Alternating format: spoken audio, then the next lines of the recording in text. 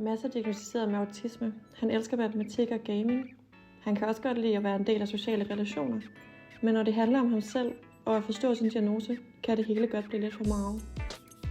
Da vi hørte om Mads og andre børn og unges udfordringer i folkeskolen, blev vi inspireret til at skabe en løsning, der kunne bringe mere forudsigelighed og stabilitet. Vi udviklede derfor en app, der ikke blot var et elevintra for Mads, men et kompas for Mads og hans lærere. Denne app kaldte vi for Klassekompasset. Formålet var at lave et vindue til Mads' verden, hvor han kan finde struktur, udtrykke sig og føle sig forstået af sine lærere, uden at skabe unødvendige konfrontationer og nederlag for ham.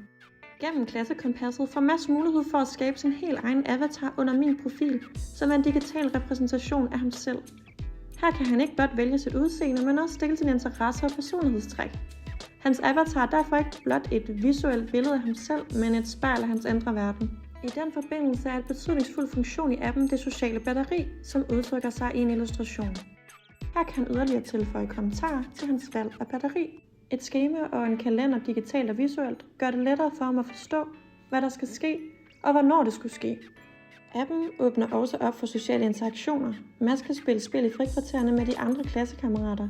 Derudover kan han trække sig tilbage under frikomsymbolet og høre afslappende musik ved behov. Klasselisten giver overblik over de andre i klassen, så Mads kan gå ind i deres profil og se deres interesser og info.